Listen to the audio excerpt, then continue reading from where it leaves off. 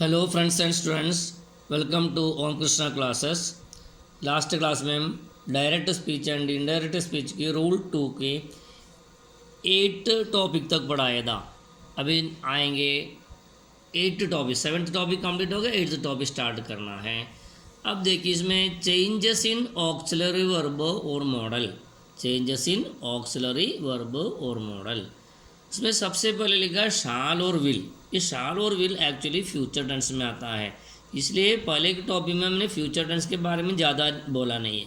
तो future tense की शाल और विल ऐसा चेंज हो जाएगा, शाल में शुड, विल का वुड में चेंज होएगा। Shall change to should and will change to would and other modals में change to might, can change to could, must change to had to और सही मस्ट रहेगा। मस्ट हैड टू यूज़ कर सकता है या मस्ट सही यूज़ कर सकता है।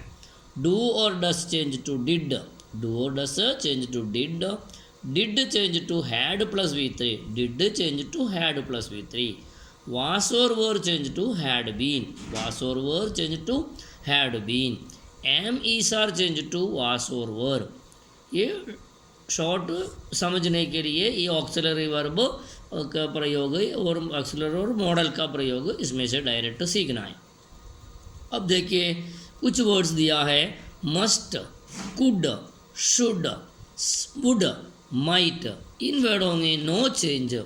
दिस वर्ड इनडायरेक्ट स्पीच में कन्वर्ट करने का टाइम उसमें कोई चेंजेस नहीं होता है। रिपोर्ट वर्ड में जैसा ही दिया सेम इनडायरेक्ट स्पीच में भी होगा। तो must, could, should, would, might, no change. Others change will be like this way. Okay, example देखिए। Example 1, I said I shall go there, I said I shall go there. So we have to change comma and inverted comma first of all, then add conjunction that, then देखिए I said that. आई शाल की जगह should, आई सही में रहेगा, आई का capital letter लिखना चाहिए and should, shall की जगह should, go there, I said that I should go there.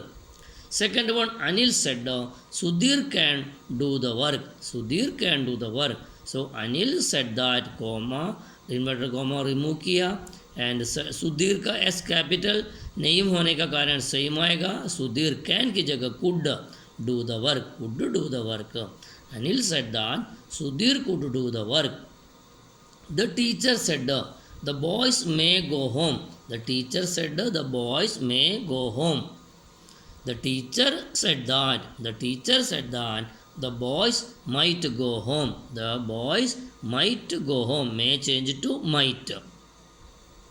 They said the clerk will not attend the office. They said the clerk will not attend the office.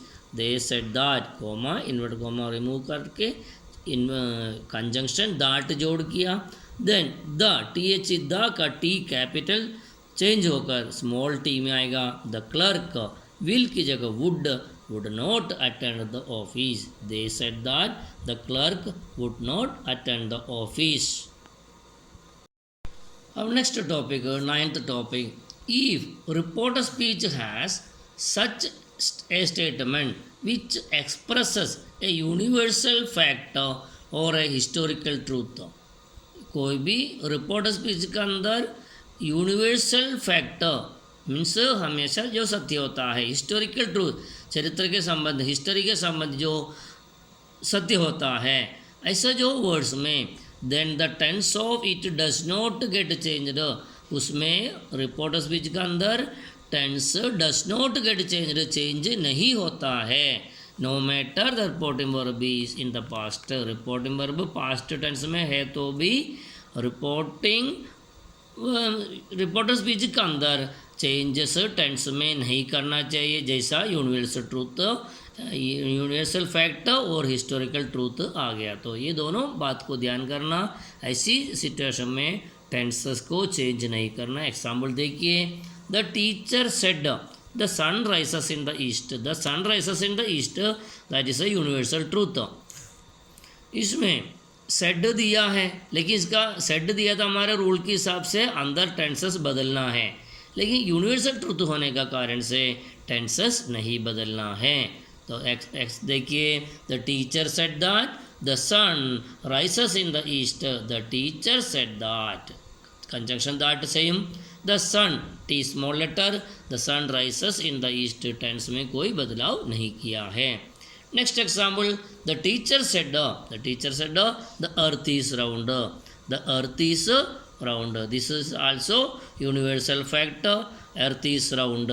So said that के बाद में the T small letter लिखना है, the earth is round same लिखना चाहिए। The teacher said that the earth is round. Third one, he said dogs bark at strangers, dogs bark at strangers, this is also same universal truth है। तो उसमें he said that के बाद dogs का D small लिखना है, comma और inverted comma remove किया, dogs bark at strangers, dogs bark at strangers. Fourth one, the history teacher said Samudragupta is called the Napoleon of India, this is the historical truth, Samudragupta को India का Napoleon कहलाता है। The history teacher said Samudragupta is called the Napoleon of India, उसमें कैसा आएगा, the history teacher said that Samudragupta is called the Napoleon of India, इसका answer में comma inverted comma remove करके सेड के बाद दैट लिखना, Samudragupta is called the Napoleon of India, बाकी कोई चेंजेस नहीं करना चाहिए। एक बार और आंसर बोल रहा, the history teacher said that Samudragupta is called the Napoleon of India. अब नेक्स्ट देखिए, हम अगले क्लास में प्रोनाउन, इसी सेंटेंस में सब्जेक्ट की जगह कभी प्रोनाउन आएगा, प्रोनाउन आ गया तो प्रोनाउन में कुछ चेंजेस होगा, वो चेंजेस कैसे होगा वो कल नेक्स्ट क्लास में बढ़ाएंगे, लेकिन कौन सा प्रोनाउन आएगा वो आज का क्लास में देखेंगे। देखिए फर्स्ट वन, पर्सन के अनुसार प्रोनाउन में डिफरेंस होता है। पर्सन क्या क्या होता है, first person, second person, third person, first person, second person, third person.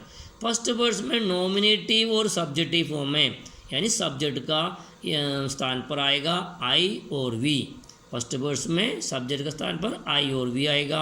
I object के स्थान पर आई चेंज होगा मी, आई ऑब्जेक्ट के स्थान पर मी, और रिफ्लेक्सिव प्रोनाउन के स्थान पर ये माई सेल्फ आएगा, और पोसेसिव प्रोनाउन के स्थान पर आएगा तो माई और माइन आएगा। मतलब आई का 3 अदर फॉर्म्स क्या क्या है, I, me, myself, my, mine, ये objective form, reflexive form and possessive form. Then we का ऑब्जेक्टिव फॉर्म अस, वी का ऑब्जेक्टिव फॉर्म में आएगा अस, प्लूरल है इसलिए, and reflexive form ourselves, and possessive form our, ours. इसकी जैसा second person आएगा यू, सेकंड पर्सन हमेशा यू आएगा, यू का ऑब्जेक्टिव फॉर्म में कोई चेंज नहीं है, सेम आएगा यू, ऑब्जेक्ट में सब्जेक्ट में यू आएगा, एंड रिफ्लेक्सिव फॉर्म में yourself, yourselves, yourself, yourself, and इसका पॉसेसिव फॉर्म आएगा यूवर और yours, your yours possessive form आएगा। अब थर्ड पर्सन देखिए, थर्ड पर्सन में ही, शी, इट, दे, ये सारे आ सकता है। थर्ड पर्सन में ही, शी, इट, दे वगैरह आएगा। तो ही का ऑब्जेक्टिव फॉर्म हिम, और इसका reflexive form himself, and possessive form his, his दो तरह से भी हिस आएगा। एंड पर्सन में सेकंड शी आएगा तो, शी आ गया तो इसकी ऑब्जेक्टिव फॉर्म हर आएगा, reflexive form herself, and possessive form में हर और हर्स आएगा, पॉसेसिव फॉर्म में हर, हर्स आएगा। एंड सब्जेक्ट फॉर्म में इट आ गया तो इसका भी ऑब्जेक्ट फॉर्म सेम इट आएगा। तो यू में यू सेम आ गया, इट में इट सेम आ गया, और इसका reflexive form itself, and possessive form its, and last में दे आ गया तो इसका ऑब्जेक्ट फॉर्म आएगा them, and reflexive form themself and possessive form their and their. ये वर्ड की आपको अच्छी तरह जानकारी होना चाहिए। तो पर्सन के अनुसार प्रोनाउन हम चेंज करेगा, कैसे चेंज होगा समझने के लिए ये चार्ट का जानकारी होना चाहिए। ये चार्ट अच्छी तरह थोड़ा समझने के सीखने के बाद नेक्स्ट क्लास अटेंड करेंगे। Okay, thank you.